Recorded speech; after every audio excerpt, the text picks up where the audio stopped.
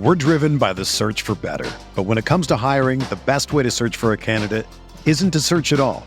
Don't search, match with Indeed. Indeed is your matching and hiring platform with over 350 million global monthly visitors, according to Indeed data, and a matching engine that helps you find quality candidates fast. Ditch the busy work. Use Indeed for scheduling, screening, and messaging so you can connect with candidates faster. Leveraging over 140 million qualifications and preferences every day, Indeed's matching engine is constantly learning from your preferences, so the more you use Indeed, the better it gets. Join more than 3.5 million businesses worldwide that use Indeed to hire great talent fast. And listeners of this show will get a $75 sponsored job credit to get your jobs more visibility at Indeed.com/Blue Wire. Just go to Indeed.com/Blue Wire right now and support our show by saying that you heard about Indeed on this podcast. That's Indeed.com/Blue Wire. Terms and conditions apply. Need to hire? You need Indeed.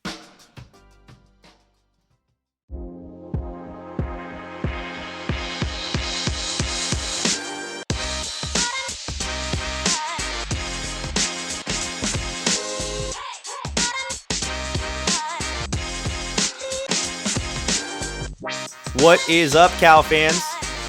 We are back with another episode of the Golden Bearcast, proud partner of the Blue Wire Podcast Network. My name is Andy. I am one of your co-hosts alongside Rob. What's up, Rob? That's the first time you've done it without any pause, not forgetting to add the Blue Wire line. That was probably your A game right there. That's what we call nailing it. Breaking a leg. Spent the entire previous podcast saying 100 times, so apologies in advance to our listeners for the last episode. I have sworn myself to 10 likes or less. Obviously, that does not count. Hold me accountable if you dare. Notice the word choice there. What happens if you do get past 10? Is there I'll make $100 donation to Cal Football. 100 donations? $100 donation to Cal Football. All right. Not the NIL, just regular. I need the tax break. All right, so if you're listening to this and if you're keeping track, let us know if Andy gets past 10. I'm definitely going to get past 10. Just setting yourself up for failure. All right, and for clarity, none of the previous ones as I was setting this up counted. So it's from this point forward. From this point forward, okay. All right. But we're not here to talk about that. We're here, of course, to talk about the Auburn game. The season opener. The first time that I can remember, Rob, that I have been at a season opener not with you in the press box. Well, technically home opener. The season's already opened. Yeah, home opener. Well said. But yeah, a momentous moment. It's been a few years. It's probably the first time in I want to say 5 or 6 years, right? That I haven't seen you on a game day, while we were both there. Of course, there's been game days where you've been out or I've been out, but this is the first game day that we were both there and we both did not see each other. Mainly my fault. Mainly. Some scheduling conflicts. But nonetheless, I would love, we're now in our vibes segment where we're going to understand what were the vibes like in Berkeley. Oh, no, that's a rough one. It came early. No, but I think that doesn't count because it's part of the sentence structure, right? It's not a filler word. What were the vibes like in Berkeley? You're not going to say what were the vibes. I don't know. We can't. I'm going to mark it. Okay. Regardless, I want to know all about your pregame. It was, I thoroughly enjoyed this game day. Granted, I was exhausted by the time I got home. I was done. Because I got home and it was I can't remember. It was 1, maybe 1:30. Because Avi and I hung out a little bit after the game. But yeah, it was, I left the house at 2. Or no, I left the house at 3. The tailgate started at 2. Park, get there. There just a mass of people. So many Auburn fans walking around. And I come to the tailgate, and there's like 3 Auburn fans like hanging out at our tailgate, and I was like, oh, I guess it's people that we know, or like friends of friends. But apparently it wasn't. It was just the Auburn fans that were strolling by, and we kind of invited into our tailgate, and then they just stuck with us the entire time up until the game started. I love that. It was great. Some Auburn fans were absolute douchebags on the internet, but the in-person Auburn fans, all outstanding, all really great. Singing the drinking song with us, yelling out "F you Stanford," like just tip top, great. And then I left a little early because I wanted to be up there at the stadium and get all my stuff ready because I'm on the field taking video and pictures, and just to be around the setup. Like I got there, I set up, I walked outside, and I think the clock timer for kickoff said like 58 minutes, and I was like, this is perfect. So I'm just strolling around, watching the guys warm up, watching a bunch of the pregame attendees, come onto the field into their sections. They're just standing there. Some guys that I knew were in that section, so I was chatting them up a little bit. Trevor Rogers, the Cal commit, who also plays over at Akalani's, who I'm helping film video for this year, was in attendance with some other Akalani's kids, and then also some of the other Cal commits. So I was talking to Trev for a little bit, talked to Sully, talked to Souza, who are also on the Akalani's team. And then by the time that was all over, it was kickoff. Like it went by so fast. And then the game started, and the stadium got more and more full as the night went on. I think the only 2 sections that I could really visibly tell was empty were the 2 sections in the south end zone that flank both sides of that terrace area. Yep. But outside of those sections, it was tough to find like seats that were empty. And so yeah, that was my vibes up until kickoff. Rob, do we have an attendance figure? We do. The attendance figure was, I have it pulled up right here. Perfect, Andy. 44,141. That's kind of what I was told was the number they were projecting. I think like on Wednesday-ish. What is sellout? 56? Sellout is 60 something. But it's that sellout number is really weird because of the tarps. Because the 2 tarps that flank the terrace area. So the number kind of gets skewed. And then also, I don't know what the number is now after they installed that terrace area. Good point. Took out seats for that. Yeah, they took out seats for that. And there's a couple of other sections where they made 2 rows into a single row, like there's like that area I think in the southwest part of the stadium that has like the bar benches or like the bar tables, but it takes up 2 rows. So yeah, there's a few areas. So I'd say it wasn't a sellout crowd, but it was fairly close. It wasn't a sellout crowd, but it was sellout loud. It was full. Yeah, it felt full. Especially at the beginning of the game. Mm-hmm. Rocking. Yeah, absolutely rocking. But yeah, that was mine. What about you?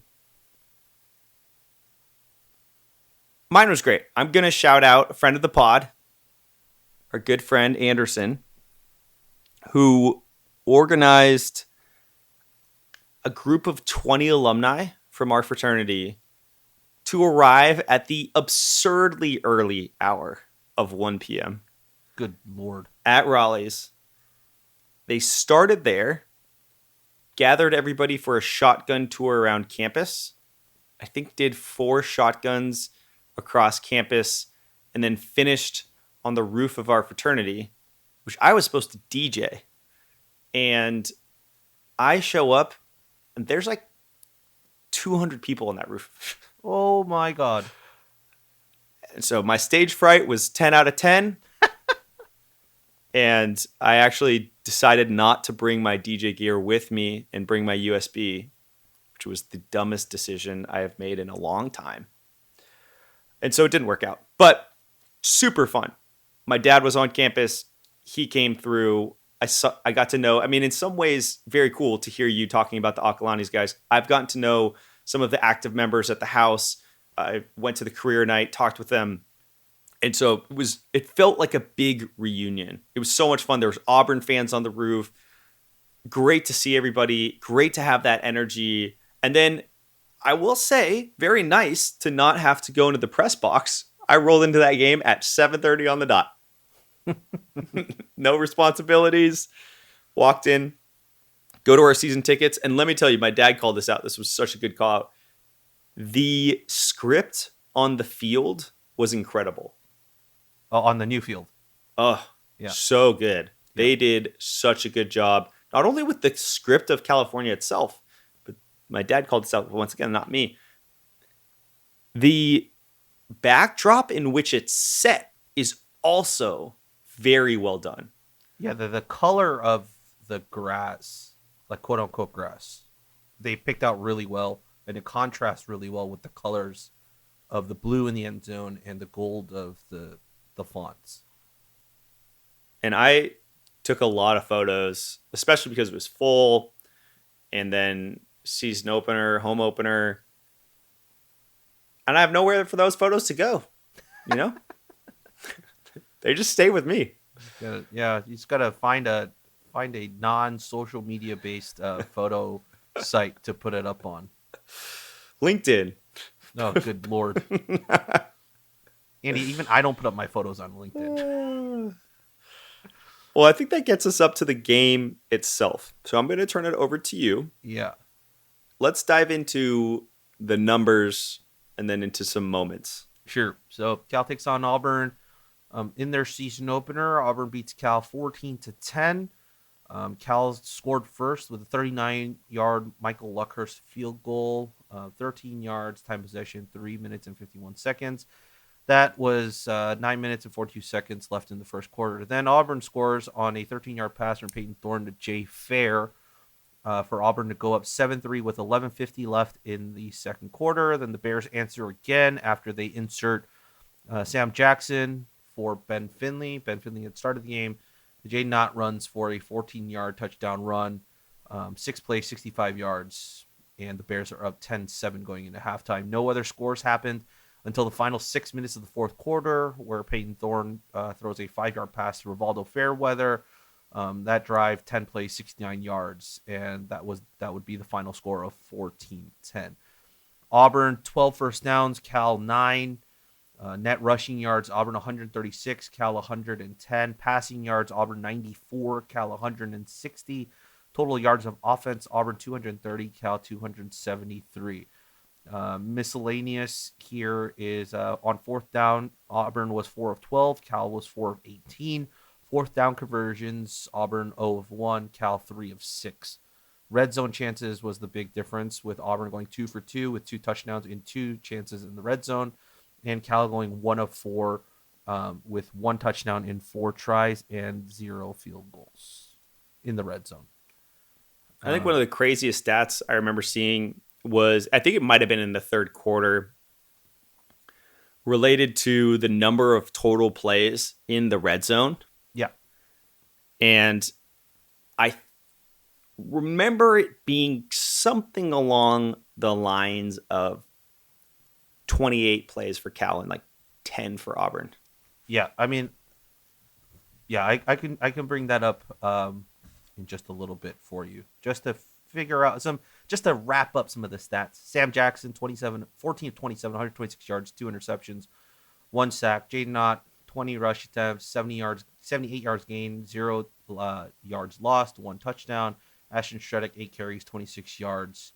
And receiving wise, Taj Davis, 3 catches, 36 yards. Tron Grizel, 4 catches, 36. Jeremiah Hunter, 5 catches, 35. But his long was 22. So if you remove that, he had 13 yards on 4 catches. And yeah, of course, the one stat line that we're going to talk about at some point is Michael Luckhurst. 1 out of 4 field goals, good on 39 yards, missed from 42, missed from 42, missed from 44, but did make a 52-yarder that was called back on a holding call to end the half. In terms of defense, Caleb Alamdor led the way, 13 total tackles, 1 pass breakup. Craig Woodson, 9 tackles, 1.5 tackles for loss, 1 forced fumble. Patrick McMorris, 1 forced fumble. 3 tackles. Ricky Correa, 3 tackles, 1 tackle for loss, 1 sack. David Reese, 1 tackle for loss, 1 sack.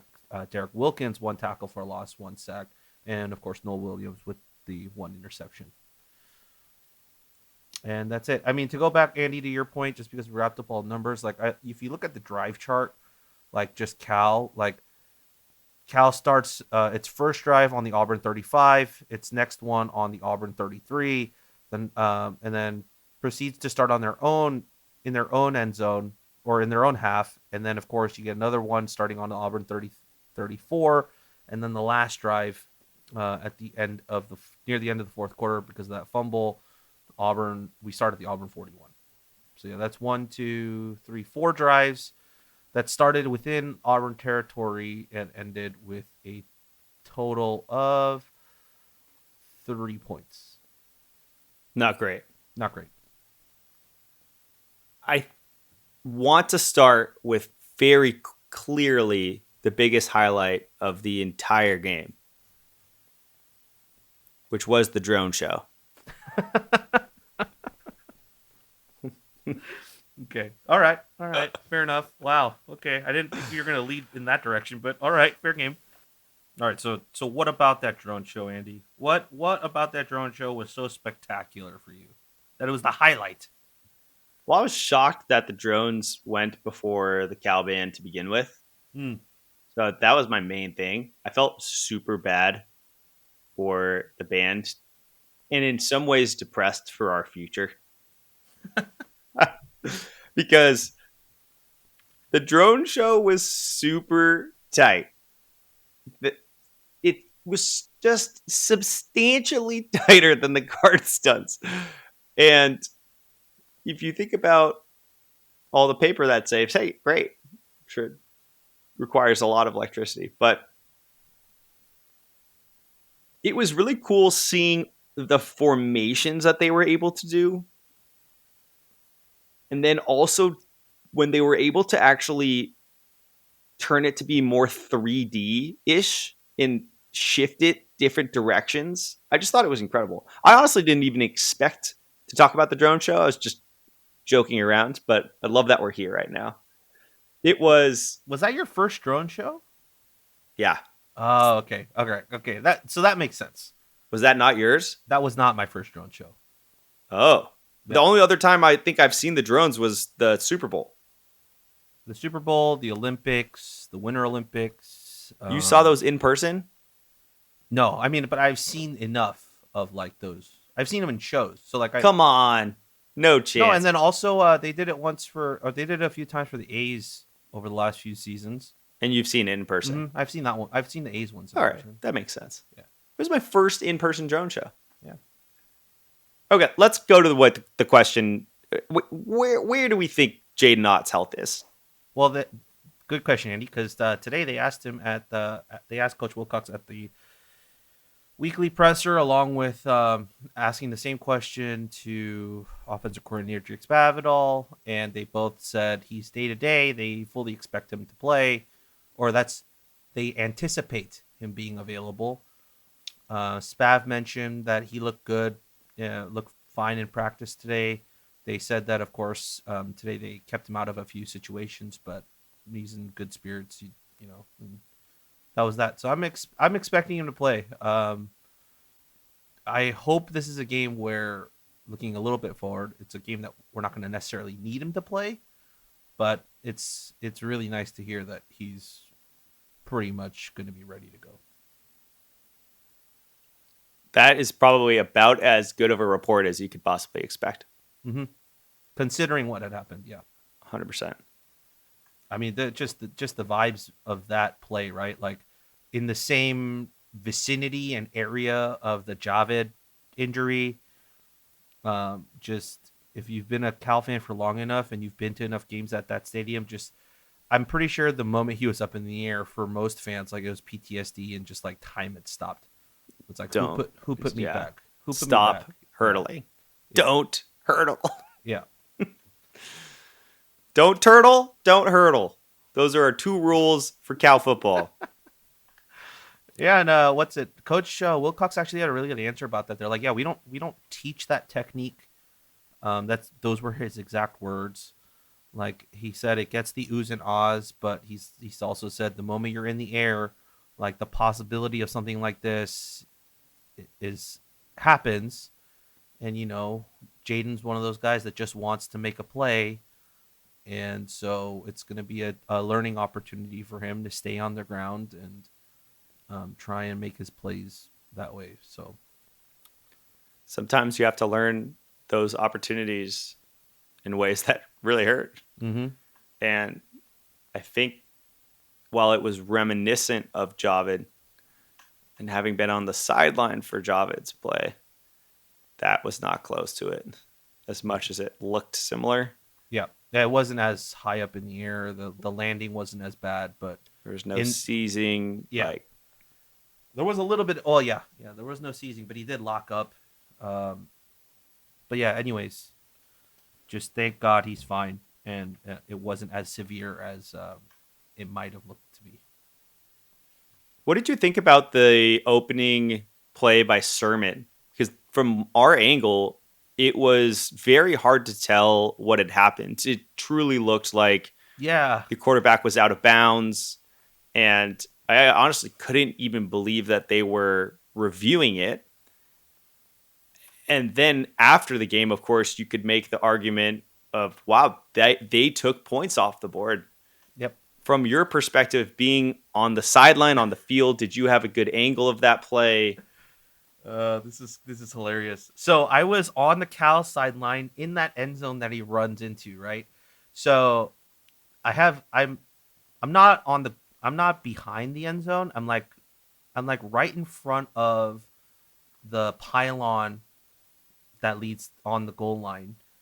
I'm standing there, I'm taking video, the play unfolds, and then, of course the play goes towards the Cal sideline, right? So the more I shift my camera, I don't have an angle of the shot. Like, it's just because people are all standing on that line. And I hear the whistle, and I go, okay, play's dead. So I hit stop record. And the moment I do that, I start to hear cheers. And then I look at the Cal sideline, and they're all jumping up and down, like pointing towards the end zone.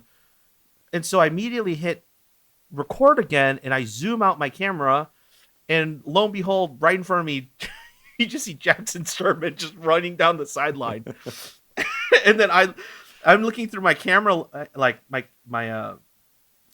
video screen on my camera, and like it's because my camera is one of those telephoto ones, so it's like all I see is like his shoulder pad in the frame as it goes by.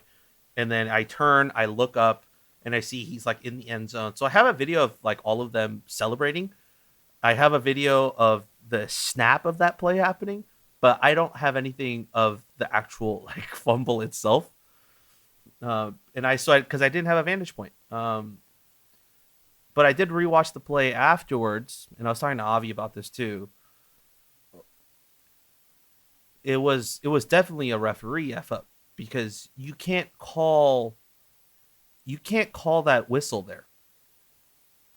If you're gonna let the play go, you had to have you need to let the whistle go until the play's fully developed. And that's where the issue was, is like some people didn't understand why the ball went back.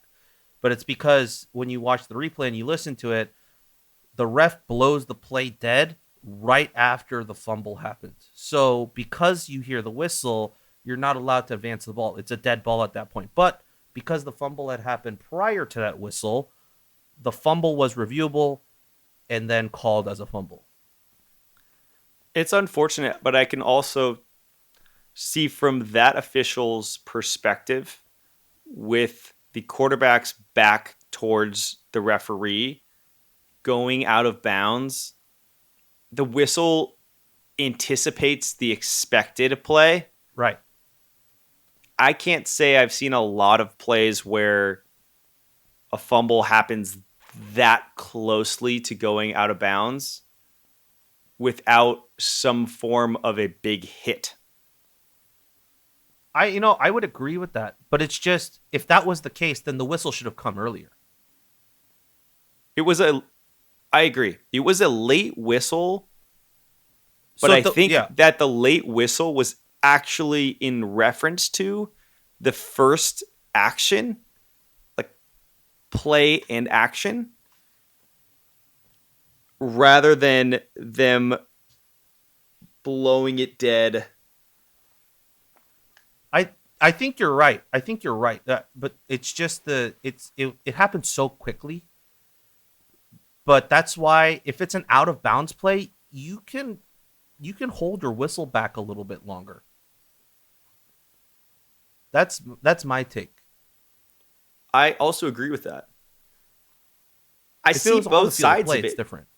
I see both sides of it. You can't specifically, in my eyes, blame that ref for making that call based on the angle to the play and the percentage outcome of that play.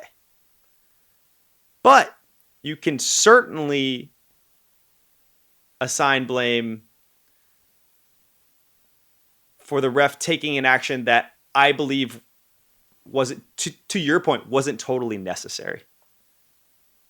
There's no real downside to waiting on that whistle if someone's going out of bounds anyways. Yep. And all that to say, I sort of see both sides of it. I mean, most of the time when you're watching a game, right, the sideline ref doesn't really call the whistle. Like if a quarterback's running out like that, rarely will you see them call the whistle as the quarterback steps out of bounds. Usually what happens is the quarterback runs out of bounds and is like at least like a good 2-3 yards into the sideline. That's when you like see them run, wave their hands and blow the whistle, right? Or like, you know, he's like falling to the ground. You see him slide along the sideline a little bit, and that's when they'll usually call the whistle. I can also counter that too in some ways with protecting the runner that's going out of bounds and these late hits that can happen going out of bounds. The earlier the whistle is heard, the less likelihood of that hit happening out of bounds. All that to say, I just see it both ways. It's not one of those things that I think we could have counted on, but it certainly sucks. Considering how the game played out, it definitely sucked. And I think the biggest part for me is if you're gonna overturn the fumble, it just like the rule book just makes it weird. Where like how can you overturn the fumble but not the play that ensued from the fumble if the fumble wasn't a dead ball? Right? Like the rule book is why it started back at the 30 whatever. Is because he blew the whistle and called the play dead, but the fumble happened right before. The sad reality, I think, with this one, Rob, is if that play happens 5 yards further inbounds, that ref never blows that whistle. Yep. Even if Jackson is close to the line, they don't blow it.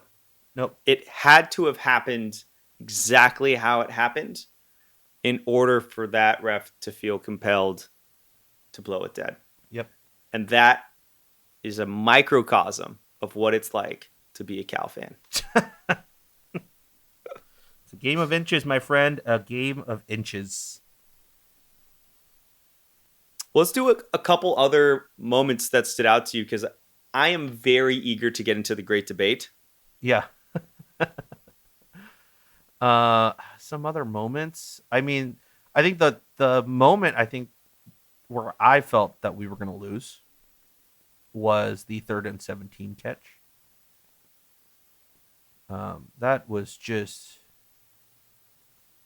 I don't think you could have played a better defensive scheme. Like, you know, of course, hindsight's 2020. You can be like, they should have played zone, whatnot. But we're never going to know what the call would have been if it was a zone and what it would have looked like playing against that particular play that Auburn had called. But by my eyes, like, we executed the defensive play to near perfection against that on that specific play. And that wide receiver just like wrapped himself around and made that catch. And it, like I was standing next to Matt Ha when we were on the field, and we both looked at each other and we're like, That's honestly, it's just like that's like a tip of the cap play. Like it's just he just made a really good play. It's not like we slipped. It's not like we had broken coverage. He was draped over him. It just happened. The ball was short, and he had to come back around it. But it was just short enough where he could like go to ground to grab it instead of having to try to run back through the defender to get it. So I felt like that was the moment for me where I was like, oh yeah, that felt like a momentum changing play for Auburn offensively. We're driven by the search for better. But when it comes to hiring, the best way to search for a candidate isn't to search at all. Don't search, match with Indeed. Indeed is your matching and hiring platform with over 350 million global monthly visitors, according to Indeed data, and a matching engine that helps you find quality candidates fast. Ditch the busy work. Use Indeed for scheduling, screening, and messaging so you can connect with candidates faster.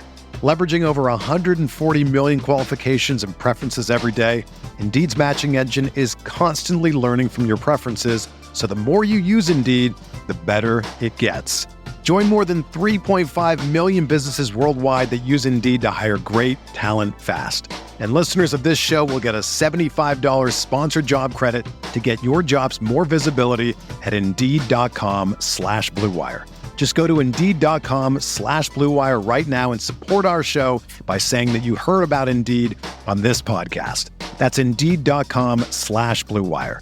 Terms and conditions apply. Need to hire? You need Indeed.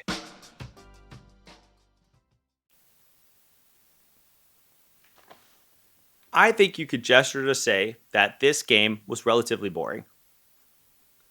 It was a rock fight. Is that a hot take? It was a rock fight. That's what it is. It was like a pitching battle, right? Like It was a pitcher's duel. it was basically a pitcher's duel. It's a rock fight. And it's interesting that you highlight that play. The defense played so well. Yeah. Out of their mind. One of the best defensive performances I can remember in the last 3 years. I would say this is the best defensive performance under Wilcox all in all. Better than Washington State? I think this is the most complete one. I mean, the Washington State one was we just smacked them in the mouth to start, and then they just never recovered. But this was defensive stop after defensive stop. Because the Washington State game, at a certain point, it was like we knew we were going to win the game. Like, it wasn't close. This one was like we needed the defense to come out and play their A game every time they stepped onto the field. And barring one drive, they pretty much did. Even that drive, they played amazing defense. I thought it was a fairly soft call on Woodson. Yeah. And then the touchdown was an unbelievable catch. Yeah. I mean, the 3rd and 17 catch and then also the touchdown catch were just great plays. And that was, I don't know if playing in my tennis match earlier in the day helped me cope with this loss better, but I did want to bring this point to the podcast that I played in this very intense tennis match as hungover as I've been in the last 5 years. And I am just trying to survive in 78-degree weather in Hayward. And all of a sudden, I am in this first set tiebreak. Second set, we win 7-5. Now I'm in the third set tiebreak. And we lost. We lost, but we won more points in the total match than our opponents. Mm-hmm. And I stepped back and said, were there plays that we should have taken advantage of? Very much like the Cal game. Yes. Did we have break point 6 times? Should we have, to quote Wilcox, taken their hope? I think he said that. Maybe I'm misremembering. It might have been another game. There were plays we could have done that and we didn't. We missed those opportunities and something weird happened. We lost a tennis match while winning more points than our opponent. And it happens. That is sports. And having gone through that experience and then watching this game, I felt like I was experiencing the same thing again. Cal played a better football game. They dominated time of possession. They had far more chances and opportunities to win the game. And yet, they didn't. And it's one of those things where I walked out from that game was like, oh well, on to the next one. And so now we're transitioning into the great debate. Well, can I make one point before we transition into the great debate? Yes. I think this kind of leads into that. But the one point I think we do have to talk about here is there was a massive outcry, just of Cal fans. Like I remember sitting outside the stadium waiting for Avi, and I saw Auburn fans go by, and they were livid. They were like, we did not deserve to win that game. Cal deserved to win that game. We freaking suck. It's going to be a long season if we're going to be playing like that. And Cal, like no one was, I can't remember who said this to me, but no one was happy coming out of that game. No Cal fan was happy because we lost in that fashion. No Auburn fan was happy because they won in that fashion. But then that led to this conversation of like, this is just a typical Wilcox, like rock fight loss. Right.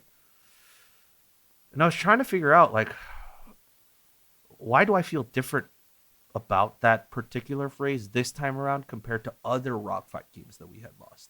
Can you elaborate on that? How so? In regards to the difference. Well, that's what I mean, and I think that's the point I'm trying to get at. It's like that's kind of what I wanted to talk about and hash out here before we go on to the great debate. It's like I for myself can't figure out why I feel different about this one than other ones. Maybe, but different in what way? In the sense that you are more angry about this, or I'm not, but I'm not angry about this. I'm angry that we lost. But I'm not tossing this up to like this, like overarching, like we've seen the script before, like we always get this close and we always get hyped for these types of games and then they let us down. Like this one still feels different to me. I don't know why, but I also at the same time do want to acknowledge that if you do feel that way about this game, that it feels like the same script, it feels like a the same type of Wilcox rock fight loss, I get it. And I think your point's valid. Like I don't have any rebuttals against that, really. Because it's true. Like all of the narrative and all of the facts like lean towards it, right? Like we always get hyped for this type of game, and then, under the Wilcox tenure over the last 7 years, it's they've let us down. It was the Nevada game to start the season last year. It was the ASU game back in 2018 or was that 2019? 19. Yeah. It was that ASU game. It was, you can go back and you can pinpoint, those losses. Like, and so I totally get it. I want to acknowledge that first because I don't want people to just come at us and just be like, you just think we're wrong. No, I'm not. I'm saying you guys have absolutely valid points if you're on that side of this understanding of the game and your feelings on how to interpret and come to terms with what you had just seen. I was going to make a joke there. Can't decide if I should. You're more than welcome to. Like, you're not wrong, but let me tell you some reasons why you're incorrect. Yeah, I'm not trying to say they're incorrect. I'm just saying my side of how I think, Rob, it's very easy to overreact to a game like this. Very easy, because it feels so familiar. Mm-hmm. The outcome is familiar. The gameplay was familiar. The series and sequencing of events was familiar. The hype was familiar. There's two things I want to talk about today. One, expectation setting and what we set ourselves up for. That's where I'm going to start. Okay. Rob made this dope hype video. Nam wrote the script. Matt Ha did the voiceover. It was sick. Super sick.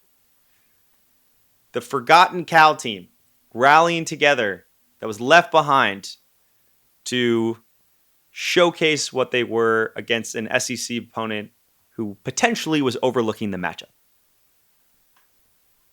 There's nothing wrong with that. In fact, there's so much to love about it.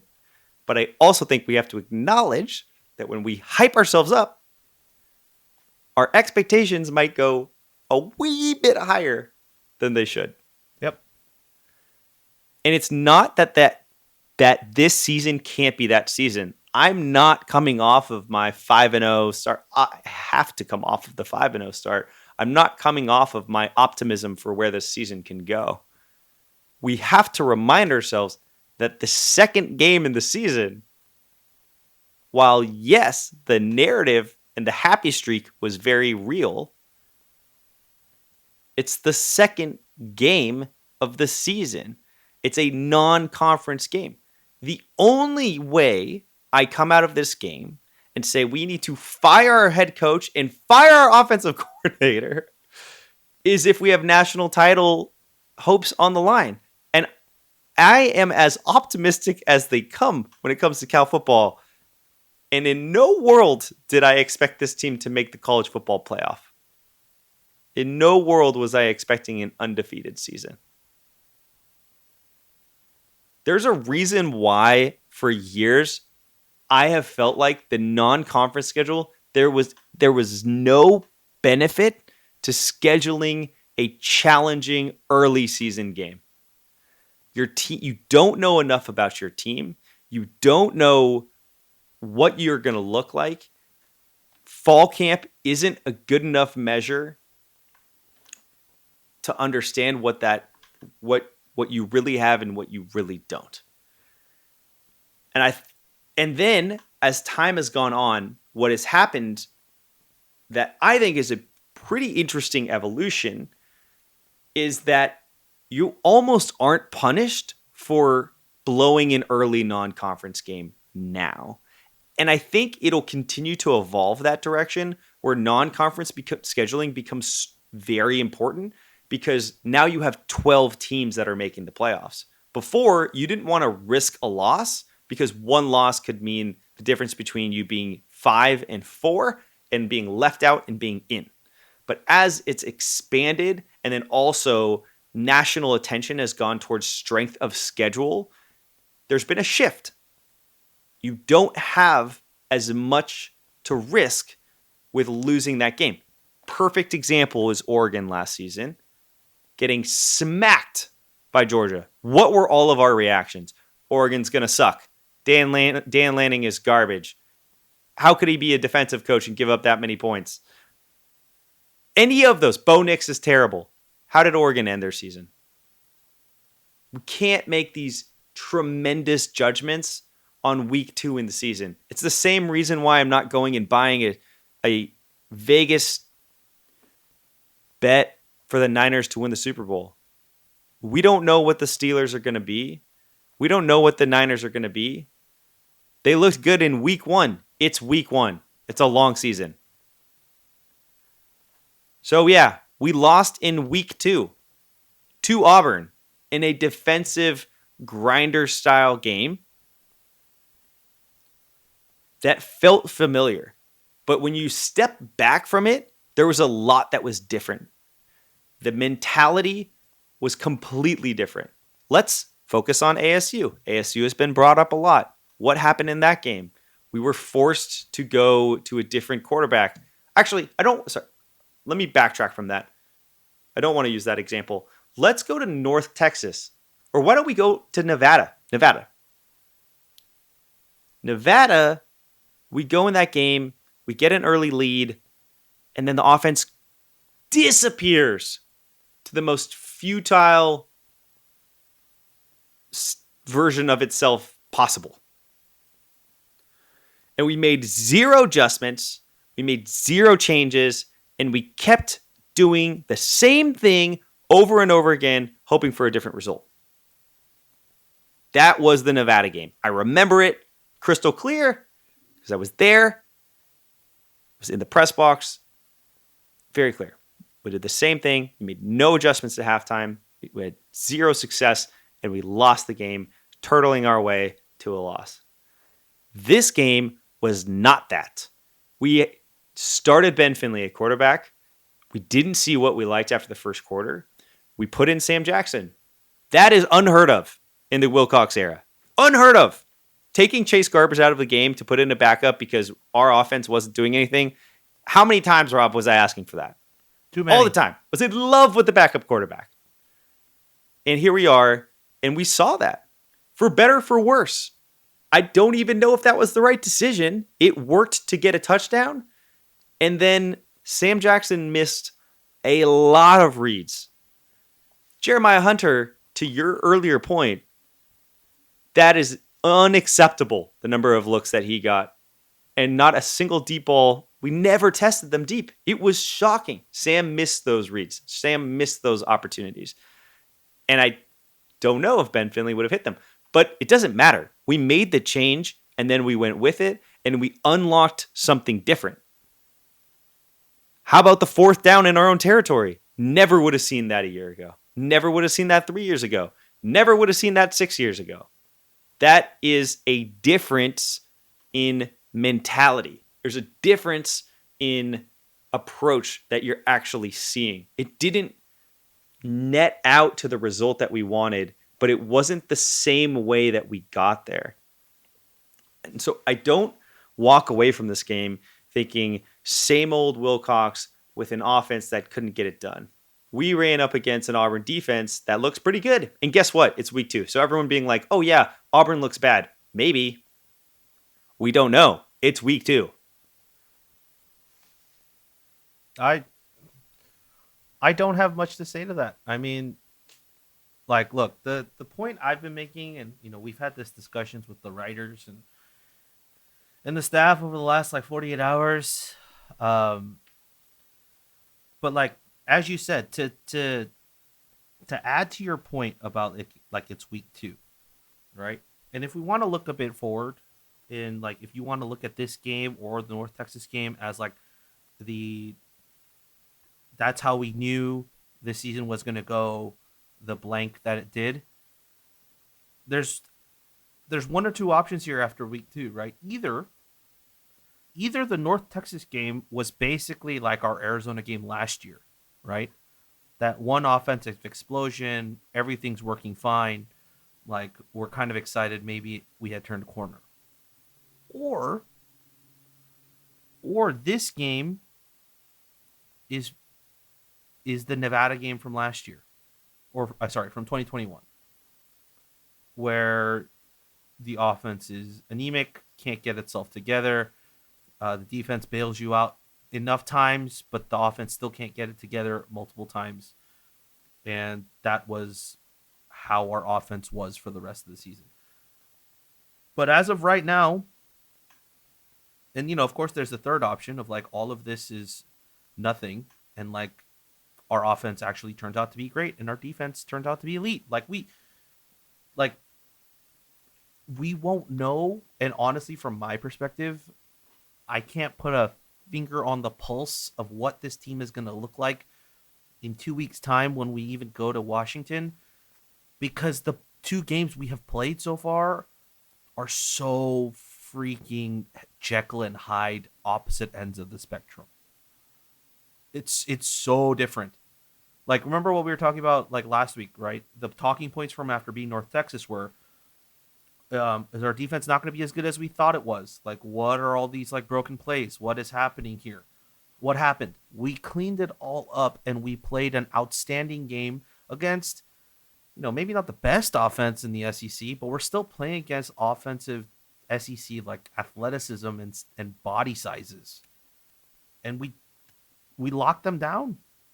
They were talking about Jarquez Hunter being just outstanding, but 53 yards gained. That's it. 53 yards. Dwayne Alston, 51 yards. And their long of was 19 and 13. And to that point, Rob, here's what I didn't see. I didn't see an offensive line that was outmatched. I didn't see a defensive line that wasn't getting pressure on the quarterback. I didn't see a defensive front that wasn't making havoc plays. I did see an Auburn defense start to tire out towards the end of the second half.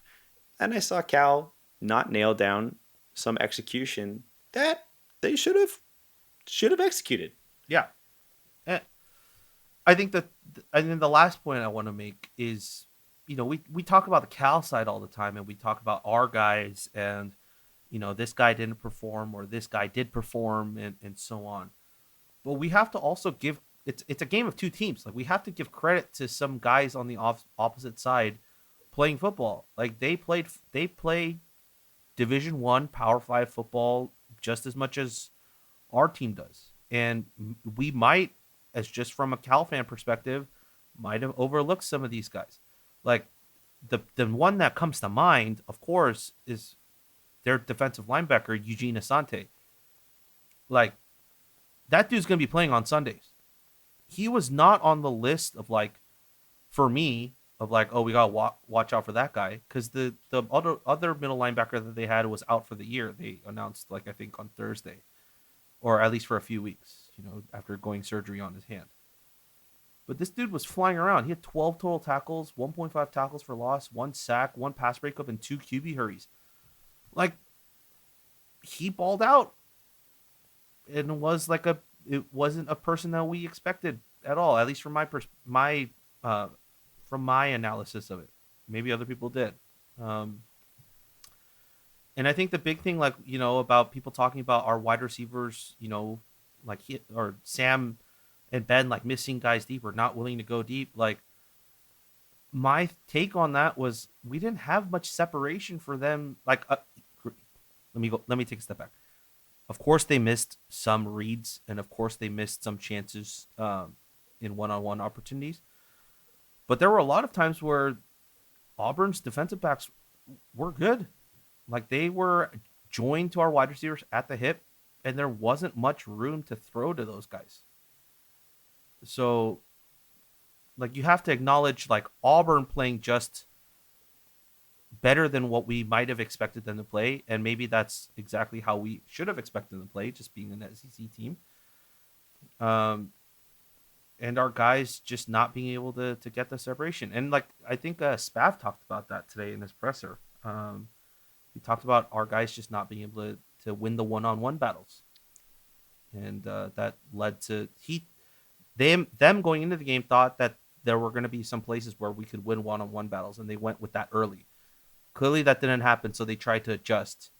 And, there's a couple of questions about this that we'll talk about later, but, like, I think that's kind of why they went with the inside run a lot, because that's where they thought that they could get the most yardage. And from my view on the field and some of the footage I took, like, we were making running lanes, but their linebackers were just in the, like 1 foot away right spot to, like, make that shoelace tackle or to get that one hand on the knee. And we were just unable to get that one explosive or chunk yard play that would have broke the game open.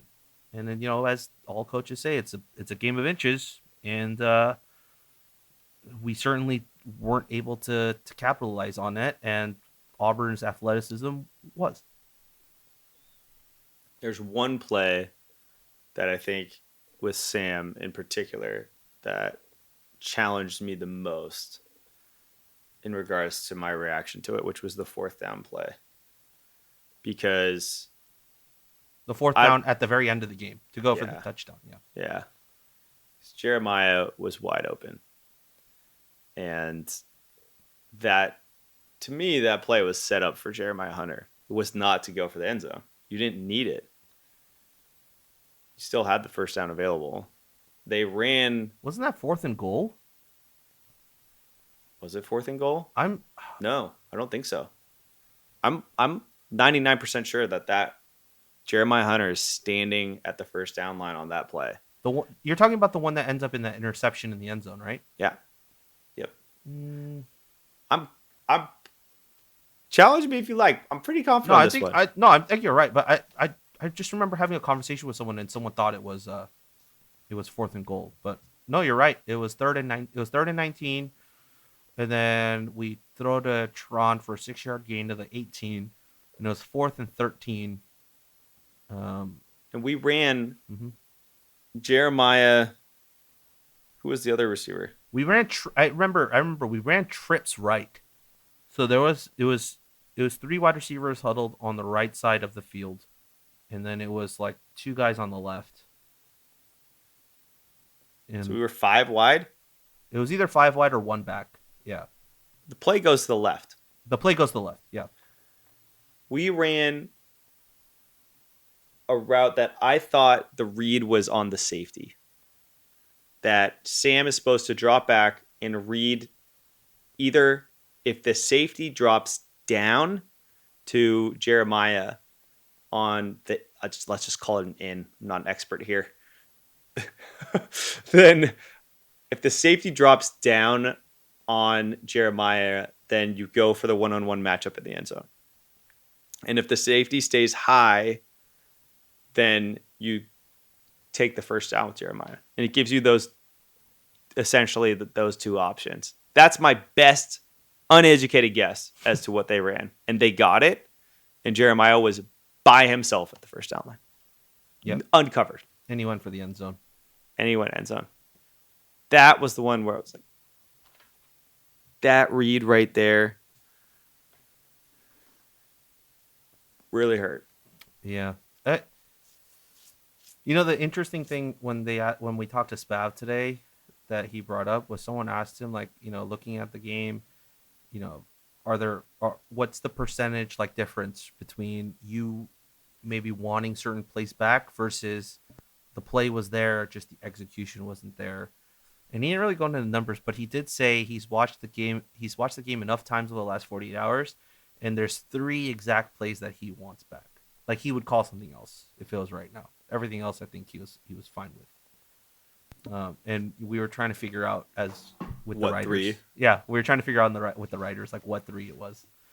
Of course, we're never going to find out, but yeah, I thought that was a little interesting note that he brought up. 3 plays back. Mm-hmm. I think that one, the hold on the 52-yard field goal. That's not a play that he's called, though. Definitely not. I digress. Okay. We should do questions. You don't want that wasn't much of a debate because we ended up being on the same side. Of course. I should have known better. We didn't go through the great debate. That was the great debate. Was it the great? We didn't go through the impact. Yes. Impact on ability to get fans back in the stadium after a game like this. Yes. That is the great debate. That is the great debate. Rob and I were having a chat. As we always do. About the impact of this loss. Mm-hmm. So with that being said, Rob, why don't you kick off your position?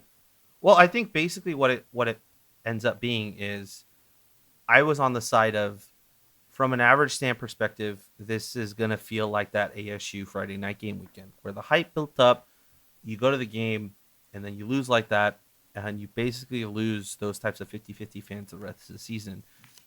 Andy's perspective was the opposite, that you're not going to lose those types of fans for the rest of or it's going to take a bit if you want to bring those fans back.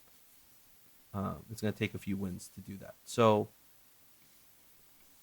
yeah, so that was my take, and then Andy's take was there's not going to be an issue with that. But I think, Andy, we also need to preface. I've been thinking about this since a couple days ago after we had this conversation. We do need to preface.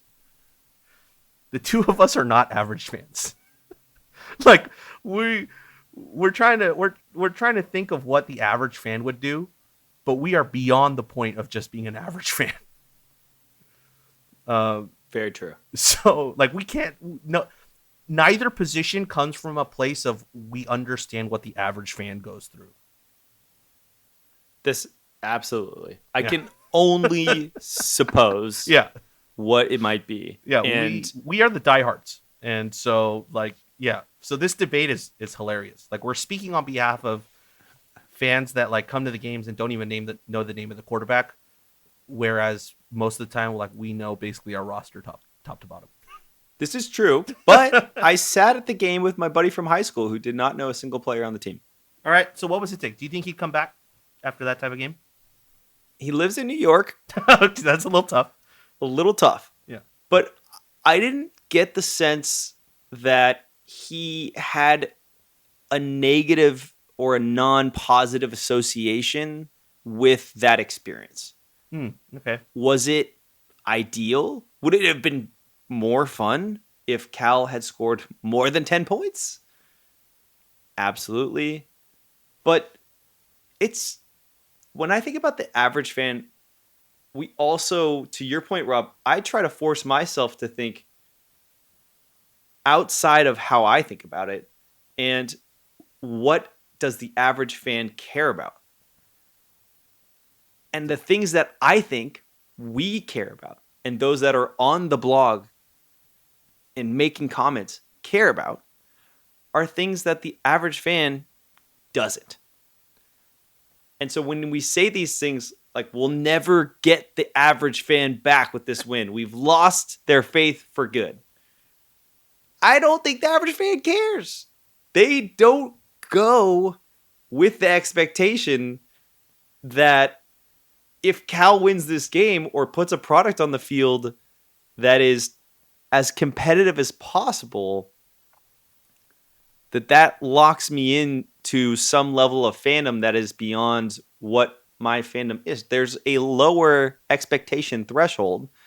And I shit you not, that drone show probably did a lot to meet that expectation. You know what? I mean, yeah. And once again, I was thinking about this over the last 48 hours. And I think the crux of the argument between you and I about this and the positions that we take ultimately boils down to what we think the average fan cares about. Like, does the average fan care about the game day experience, like just as a total package? Or are they more focused on the product that they saw, like the football itself, and the win-loss? That's the debate that we're sitting on. I'm a proponent of the average fan is just looking at not the game so specifically like we do, but just how it went in like and just the win-loss of it for the team that you were supporting, versus you think of it for the entire game day experience as a whole package.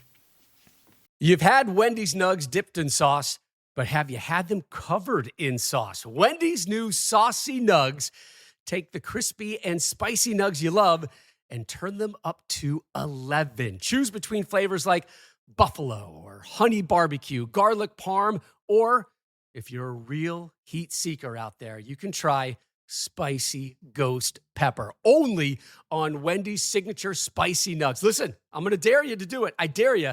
That's 7 delicious ways to try the nugs that you already love. Pick a flavor. Grab some extra napkins and then grab a few more napkins and prepare to nug like you've never nugged before. For a whole new way to nug, it's got to be Wendy's at participating U.S. Wendy's. Yep. That's the difference. And let it be said that 7:30 start times should be never, ever, ever allowed in the history of college football. They suck. It's a terrible, terrible, terrible time to start a college football game. I forgot how much I despised it. And I'm already upset that Washington is scheduled at 7:30. That, for it to have been 10:30. Dude, Rob, you will never believe how long those food lines were. Those food lines in the stadium, I didn't eat since 1 o'clock. I hadn't had any food, and I love Starbird chicken and fries. That chicken strips and french fries with their sauces, I don't even know if they have a location in the Bay Area. Fire. So good. I'm looking forward to that the whole pregame. I'm going to get my chicken strips. I'm going to get my fries. I go in the stadium like, I won't get it right now. I'll make sure I see every play. I go down. That line was 3 sections long. That went from like, I don't know the actual, but JJ all the way to freaking A, dude. It was the longest line I have ever seen. One person in line was like, I'm going to miss the entire game if I wait in this line. Legit quote. They're probably I'm going to miss the entire game if I wait in this line. It's probably true. It's now 10:30 at night. 10:30, 3 hours after the ridiculousness that is a 7:30 start time. I have not had food. I am in shorts, but I brought a long sleeve top because been to Memorial Stadium before. What kind of decision do you force me in? It was so cold. It was freezing. So cold. Being on the field, so cold. Latest start time I'm okay with, 6:30. Even then, not happy about it. 4 o'clock. I'm telling you, man, 4 o'clock is the ideal time for a night game. 4 is great. 4 I is would take perfect. 5, 5:30, 5:45, light to sunset to dark. Get the Pac-12 after dark. Great storylines. Look, the only reason I love 7:30 kickoffs, and this is the only reason I like 7:30 kickoffs, is just because you get to tailgate for like half the day, and it's just like nice that you get like dinner and stuff outside. And, Dinner food at the tailgate. yeah, and you're just like hanging out, watching the game on the TV like for a couple hours. But honestly, that's the only part I love about 7:30 kickoffs. Only part. Everything else I hate. I abhor 7:30 kickoffs. You could make the grand mistake that I made was not finding my way to the Right for California tailgate. That's your and fault. having that delicious food That is your fault. 100% your fault. to sustain me for the game. And therefore, everything went downhill because of the fact that I didn't make my way to the Right for California Exactly. tailgate. Yeah, because we had ribs. We had What? jalapeno, like cream cheese, like wrapped in bacon and grilled. I think they were called shotgun shells. We had Alabama white barbecue chicken, which, for me. And then not because the food was bad, but just like It was white meh? barbecue sauce, just not for me. What? You said it was meh? Yeah, I don't think white barbecue sauce is like my jam. White barbecue sauce? Like it's an Alabama thing, which is why we made it because, Auburn, Alabama. And then we also had pulled pork and then like a bunch of other like sides and lots of beer. But I did not drink because I did not want to be smelling of alcohol on the field. Good call. But yeah. That's a professional, ladies and gentlemen. That is a professional photographer. All right, Q&A. We got to go to Q&A. It's got to be rapid style Q&A. It's like half rapid. All right, here we go. First one from Nelly Pins. This dude tweeted like 8 questions at us.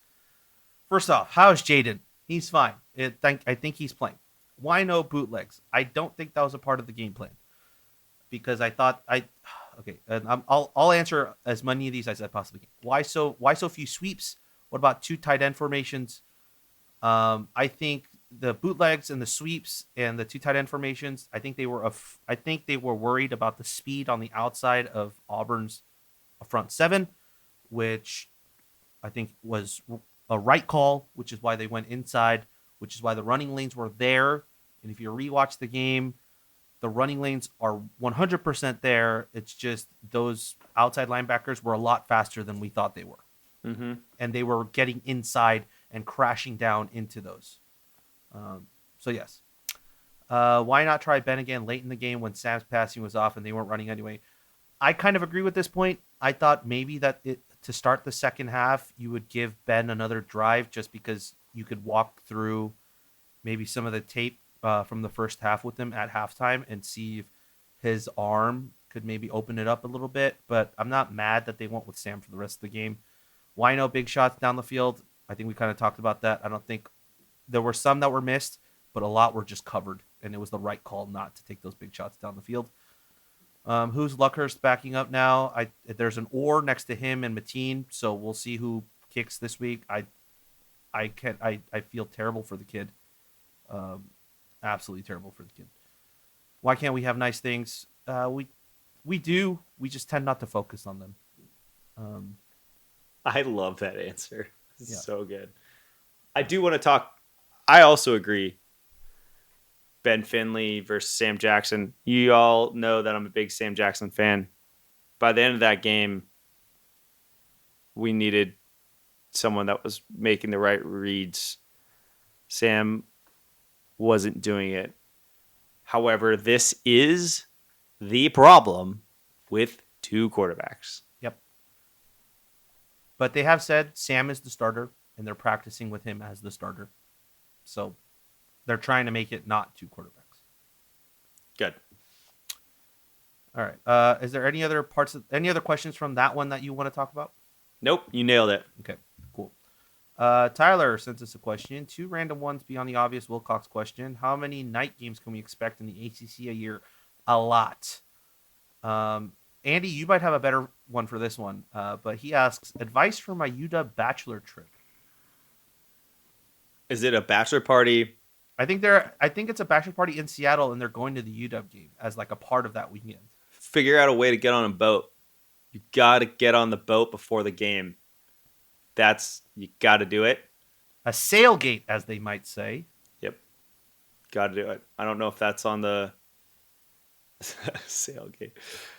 I don't know if that's already on the itinerary. If it's not, whoever the best man is, get him on the phone and put him to work. That has to happen. Honestly, why even stop before the game? Take a midnight cruise after that game wraps up. Double down. Do the before and the after. I'm sure that doesn't exist, but in this hypothetical scenario, it would be great. Second of all, make sure you eat and don't depend on chicken fingers and fries in the game like I did last week. Outside of that, what would be really fun? Is there a NFL game in Seattle the next day? That would be really cool to bookend it. Or if the Sounders are playing, even just going to that stadium, like even for a soccer game, is just crazy fun. Love that. And then there was a bar in Seattle I went to that had an indoor mini golf, very sports themed, that I could see being really fun for a group. I think the last thing I would say for food, chicken teriyaki. Seattle's chicken teriyaki is pretty undefeated, and I'm sure you could ask for Rex from locals wherever you guys are, but yeah, it's pretty outstanding. Yeah, and have fun. Yeah, honestly, have fun. I don't hope for a Thorble Part 3 for you, but I also kind of do. It would be very memorable, to say the least. But just, bring something warm, just in the off chance there's thunderstorms again and you have to sit on the bathroom floor like Nam and Avi did for 3 hours. So good. Just be prepared. Just be prepared. The thing is, one of the big takeaways for me from last week's game, once again with this little bit more of a positive spin, we can be in every game. Yep. This is that Wilcox defense where we had that confidence. We didn't know if we were going to win every game, but we knew we would be in it. We'd go to Oregon, and to go back to the bachelor party I went to when they had all the confidence in the world in 2019 and had no idea what to expect with Cal and our defense. And that first half, that whole stadium was shocked. Mm-hmm. Didn't know that we were capable of playing that way. That's from 2 games in, looks a lot like the defense that we have. Yep. If we have that defense and that proves out over the course of the season, we're in every single game. So therefore, your trip to Washington, while you might not be able to tell the actual result, ideally, you'd have some confidence that it's going to be a competitive football game. Yep. I don't have anything to say after that. Next one, Hood Bear tweets at us, says, "Why?" ? That's all it says. She says, "Why?" I'm sorry, my friend. I'm sorry, buddy. Like I shrug. Like that's my answer to why. Next one from Golf Grouch. Isn't field goal kicking the only real problem? If it were merely average, we'd be comfortably 2-0 with no real concerns, correct? I kind of have to agree. I don't want to put this just on the shoulders of Michael Luckhurst, but it's hard to find a lot of other places to be like, you played terribly, you played terribly. Like the issues with the offense last a couple days ago was that the offense wasn't anemic. Like we worked the ball pretty well between the 30s. It's just the moment we got inside their 30, we just decided to sit down and hibernate until the next time we could walk down another 60 yards. I think it's unfair to only look at field goal kicking because they weren't. It would be one thing if they were 25-yard field goals, but they were all from fairly substantial distance. Let's also not forget he nailed a 52-yarder if not for the holding call. If not for the exactly. And that would have boosted his confidence like no other. Because sorry, I'm just gonna take a real quick look here.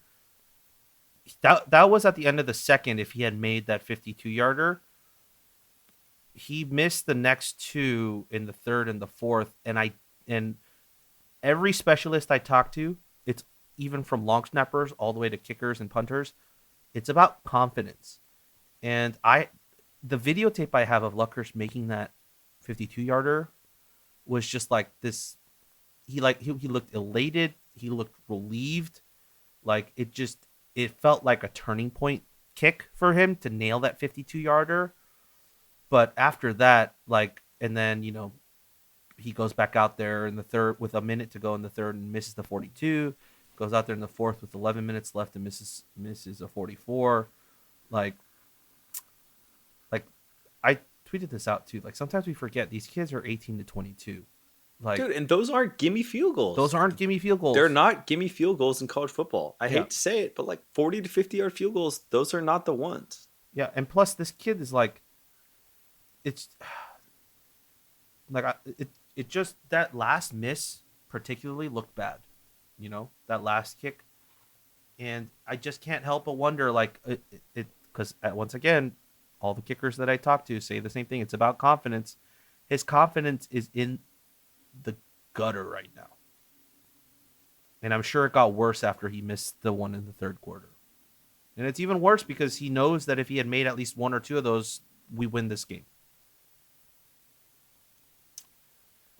So yeah, I saw him walking off the field, and man, I feel for the kid, man, so much. Here's my take on what they should do for the Idaho game in terms of kicking. I think Mateen should kick all the field goals. Any type of field goal opportunity we get, I think Mateen should kick. He's a freshman, but I think to build Luckhurst's confidence a bit, you give him all the PATs. Interesting. I would give him all the field goals. I don't in the Idaho game when it doesn't matter. Yeah, just for me, I don't think you can put him out there to kick field goals right now. I don't know if he's in the right headspace to go out there and kick, just because of how the last 2 weeks have gone. So work him up with the PATs and see if you can maybe early on in the game. And if the game gets out of hand, then of course start throwing him on in the third and fourth quarter in low pressure situations to knock some field goals through. Maybe that's what it is. Maybe it's just confidence. But, to go off that point, they dropped the depth chart for the game earlier today, and on place kicker, there's an or next to Michael Luckhurst's name and Mateen Baghani's. So, we shall see. I think we have one more. Andy's your favorite. It's from Sid. And you missed seeing Sid because you weren't at the tailgate. So, this is 100% your fault. Sid says, huge shout out to the defense for at least keeping us in the game that long. Do you think there will be another moment this season for the casual Cal fan to buy in again, or was our chance Auburn? See, we talked about this. This was the question. This is the great debate. So good. We should have known. We should have started with Sid's question. We should have known. I will say, going back on that first point about huge shout out to the defense for at least, I think it was the second quarter. I looked at Matt Ha and I said, the one thing that worries me about this game right now is that the defense are gifting us so many opportunities with all these turnovers. And the fact that we haven't capitalized on any of them yet, I hope that doesn't come to bite us in the ass later. but it did. Of course it did. I mean, course it it goes back. It's when you lose a tight game, you can win more points than your opponent and still lose. I know it sounds weird as a concept, but you can. It's exactly what happened. We had our opportunities in this tennis match to win the match. We had 6 straight break points. We didn't convert them. They came back. They won it in a tiebreak. We won the second, lost in the third. Yep. Like, you had your opportunity. You have 6 break points. You have to convert. Or they say in tennis, you got to consolidate the break. So when you get the break, you have to win the next game so you can actually consolidate the break that you got. And if you don't do that, we were up 5-3 in the first set on serve. We didn't win on our serve. These things happen. You get a turnover in Auburn territory, you don't convert it to points, gives the team belief. They're still in this thing. It's why I was so pissed during the UNLV game, because I never saw us take their will to win. Mm-hmm. And you have these moments in sporting events where you can take away their will and the belief that someone has in winning the football game. If we are up 17-3, 17-7 is probably not enough to take away that will to win. If we're up 17 to, fine, 21-7, and our defense is playing like that, and that offense looks that bad, I think that we would have taken a lot of their belief that it was possible. But when you don't convert, you miss field goals. That cheering section for Auburn was deep. The fans were still in it. They still had that belief too. You see it firsthand. Yep. I think you're right. I think this is the last point I want to leave everyone with, just because, at least from my end, just to leave a little bit of optimism. I know everyone's talking about this feels like the same script under Wilcox. This feels all that. But we have to remember, and like the offense showing up like that, we have to remember we have a brand new OC with a brand new system. Like, I'm gonna make a very bad tennis analogy here. It's like if Andy entered a tennis tournament the last 5 years, and his doubles partner was John McEnroe. Sure, he had some great times. Sure, maybe he could still win a point here and there. But he's not a guy in the modern era. Maybe you lose a couple of them just because of his stamina not there anymore and things like that. All of a sudden, Andy enters this one, and his teammate's Andy Murray. Or Djokovic. I'm not saying Spav is Djokovic, but like, You need someone young. it's Ben someone Shelton. it's someone different, and it's someone young, and it's someone who's still playing and in the modern form of football. You got to give them a chance beyond just their first tournament to see if they're actually a good pairing. That's where I stand. Was that a good tennis analogy? It was a hilarious tennis analogy. But a lot of tennis analogies tonight. Did not expect the tennis analogies to come in as strong as they have. Well, I mean, the U.S. Open was just this past week, so It is true.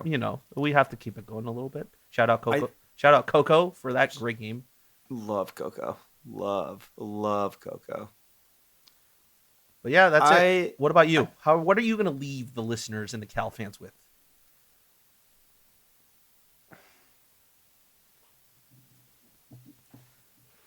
There's a lot of reasons to stay plugged in.